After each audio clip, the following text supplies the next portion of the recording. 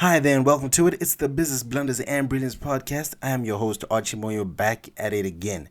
And today, this is going to be a more chill episode, but there's a lot of truth that I want us to talk about today. And I think I'll start it off by saying, first of all, this whole budgeting and making sure that you're on top of your finances and getting better at it, it's not easy. It's not black and white. There's a lot of grayscale. And the honest truth is, if managing your money right, if saving, if investing, if all of this was easy, everyone would be doing it. But the reason why not so many people do it is because it's not. That's why we're here. That's why we're trying to do it. That's why we're trying to learn. That's why hopefully you're listening to this episode. And that's what we're going to talk about today. So hang in there. We'll meet on the other side.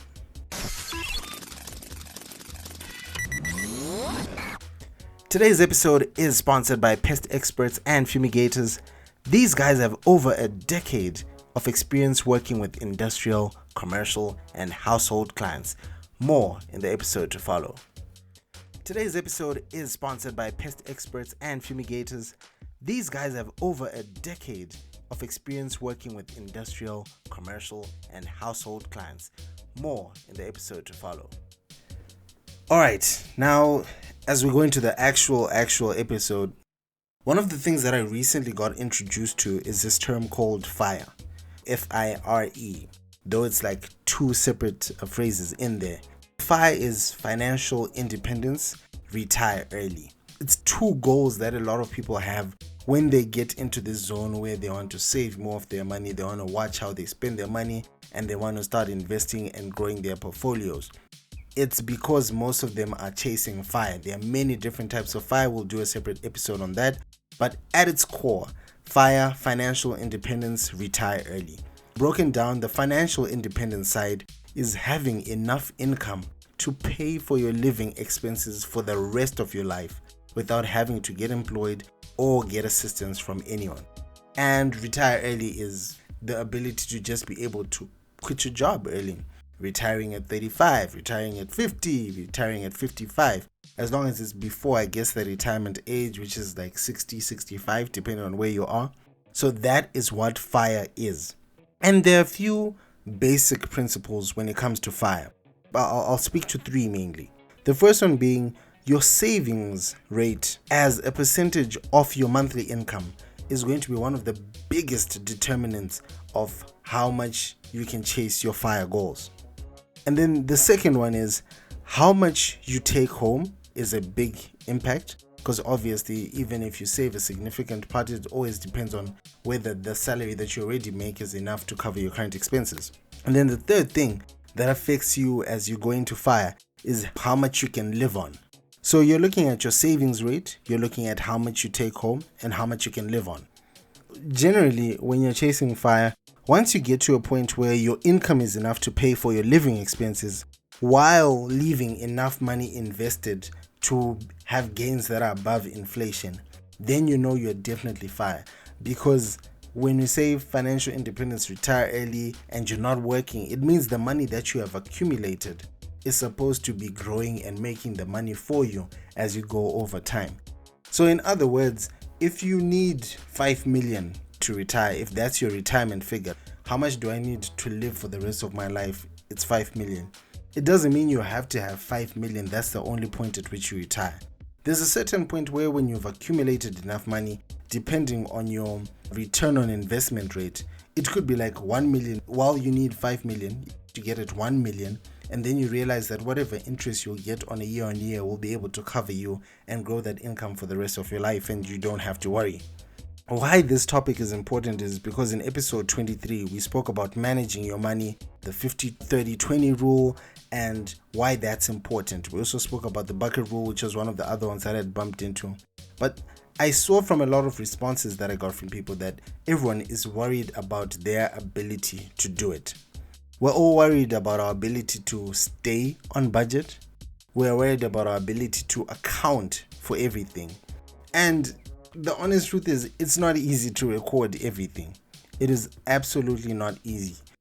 over the past few months, obviously, because this has become something that's important to our family, we have been trying to do it a lot more seriously. But I won't sit here and lie to you and say that every single month since we started chasing this, we've been able to account for everything, to stay on budget, and to record everything. There was a month, I think 2 or 3 months ago, where some of our expenses ballooned. We had a few surprise expenses that came up, and that legitimately threw me off. And for the rest of that month, I actually wasn't able to sit down and record my things as I did them, to do them on time. And that's one of the things that happens. It's very, very difficult to stay the course. I think that's one of the most important things we have to know as we actually go on to this journey together, that it's not going to be easy. You're not always going to stay on budget. You need to realize that while staying on budget will definitely help you meet your FIRE goals, it is also mainly a guideline.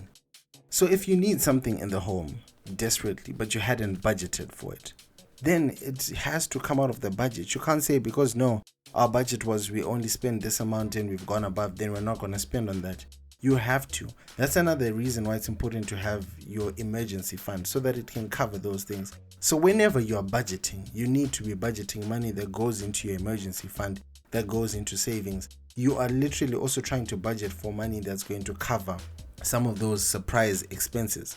And also at the same time, that's exactly what the emergency fund is for. It's not there so that you can just say, oh, I've got an emergency fund that covers 6 months of my expenses, and you just keep it and look at it. No, it's especially there so that when those things happen, you can use it without throwing yourself off course, without going into debt. So when those things happen, that is life happening. You being able to cover it is a good thing, and that's what we want to be prepared for. It's very important to be able to do that. I want you to imagine this very quickly. You've got your savings, the savings that we're always talking about. But because this is savings and this is Zimbabwe, you're keeping your money at home in US dollars, under your mattress or something in a drawer, but you're keeping the money safe at home. One day you've got an emergency, someone's not feeling well, you're like, yo, don't worry, I can handle it. You go to open your drawer where you've kept your emergency fund, and what you find there is shreds. Nothing but shreds, because the rats got to it. Now, that's not a risk I want to take, and that's why we've got a sponsor like the sponsor we've got today, Pest Experts and Fumigators. These guys are a Zimbabwean pest control company, loads of experience with dealing with pests like rats that'll shred through your money and leave you screaming. So yeah, just give them a call, 0774 968 771 or 086 443 01732. Pest Experts and Fumigators, these guys are committed to creating a pest-free environment. So while I've been starting my journey to start chasing FIRE, I've come across a few very nice reads. One of them is a blog, mrmoneymustache.com. It's a very, very good resource if you're going into FIRE. I came across it within the FIRE subreddit. The first article that I came across is one that speaks to how much you need to do if you have plans of retiring early. And that's where it was giving those basics to say what determines when you retire is your savings rate. And they've got this really nice calculation using one of those retirement calculators that can show you how long you would need to work for before you can retire depending on your savings rate. One of the things is if you want to retire within like 10, 11 years, you need to be saving 64% of your income. You can imagine if you're 30 and your goal is to retire at 40, you need to be saving about 65% of your income every month. And then if you want to retire in a shorter period, then obviously you have to increase that. So I just looked at two different scenarios because I wanted to see how much it would change. And I realized that if you up your savings rate to 80%, you get to retire in about 5.5 years, which is like half the time. So 64% gets you retiring in 10 years, and then 80% has you retiring in 5.6 years. This is where we're saying, okay, so your savings rate will determine when you can retire. If you want to shorten the time that you have to work before you retire, you have several options. One of them is increasing your savings rate. And obviously, this is by reducing your expenditure, which, depending on your lifestyle, could be something that's really hard. Another thing you can do is to increase your annual return on investment. So, for example, where we were saying it'll take you 11 years to retire on 64% savings, that's assuming that the money that you're investing is returning 5% per year. If you find something to invest in that gives you more than that per year, let's say 10%, because I know in general most money markets outside of the country where we live in can give you between like 7 and 10% depending on how you do it. If it's ETFs or more safer options, they'll usually get you right there in that sweet spot between 7 and 8%. But if you're a person who's managing your own portfolio, picking your own stocks, picking your own cryptos, you would actually move this figure to a lot more by taking a bit more risk. So if you were to increase, say, to 10% per year, your annual return on investment, and you are saving 64% of your income, you actually reduce by 2 years. Where you would have taken 11 years, it will take you 9 years to retire. And at 80%, it now takes you 5.1 years instead of 5.6 years. That would have you thinking, okay, so how much do I need to work so that I can retire when I want? So the last option, if you want to shorten the time that you need to work before you can retire, is to increase your income while obviously maintaining the same standard of living. Let's say, for example, you earn $100. What you would need to do if you increase your income to $200, if you can live the same way that you lived on $100, that increases your savings rate significantly and puts you at a shorter time in terms of when to retire. The biggest reason why I made this podcast is because I needed us to talk about the fact that these are the things you need to start getting into and start understanding as you start chasing these goals. And you need to know that it's not going to be easy. This is going to be a very difficult task. I was actually using one of the calculators and I was looking at with my current income, current savings, and how much annual return on investment I expect to get at the end of the year, how long it would take me to retire. And I realized it would take me 25 years at the rate I'm going for me to be able to retire and cover the expenses that I currently cover right now. That is a nightmare. So obviously it means I need to very seriously look at how we can change certain things maybe around our expenditure, but we generally have expenditure that's very, very lean. So it's more about looking for how we can make more money. And that's going to become something that becomes a very important part of this podcast as well.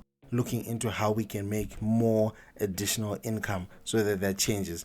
And this is especially important because we're not young anymore. And I always talk about this. I know when I say it sounds like I'm super old, but I've just hit 30s. And what it means is in the next 10 to 15 years, there are several things that are going to change. Even that assumption of 25 years is probably incorrect because there are certain expenses I don't have yet that we're going to have later on. You're going to have kids, and then those kids are going to have school fees. You're going to have general costs that come with having children and having a bigger family. You're going to have medical expenses that may come up because we're getting old. Body parts are going to start creaking and you're going to need a lot of that. It really affects the things that you need to look at. I start finding myself seeing that I need to look at how much I'm saving. I need to look at how much we're making.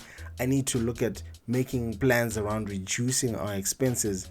And I think most of all, it's also very important to look at your health, because you can be doing all of this, but if you get too into it and you start neglecting your health, you're going to cook up some health bills that are going to undo all of the work that you're doing. So it's very important for you to understand that as you're chasing this, it's not going to be easy. It's going to take you some time, but this is what a community like the one that we have is for, so that we can help each other follow these things in the correct way and we can help each other improve continuously. Kaizen you is the goal for us, and I think we'll be able to achieve that. I want to thank you very much if you've made it to this part of the podcast. As always, my request is that you subscribe to the podcast from wherever you listen to. Make sure you share this with a friend who may have started the journey or hasn't started the journey, or someone who needs to hear something like this. We have to do it because it's going to be very difficult. Even if you forget to record for a month or for a couple of expenses, don't give up totally. Just get back into it. It has to be formed like a habit. It's not something where you just switch on a light switch and you're there. And with that, thank you very much. We'll meet up in the next one. continuously improve yourself. This episode was sponsored by Pest Experts and Fumigators, committed to creating a pest-free environment. We'll leave links to their social media pages as well as their contact numbers in the podcast description. Please make sure to reach out to them to sort out all of your pest problems. Support the businesses that support the podcast and keep it online. Thank you very much. Kaizen you.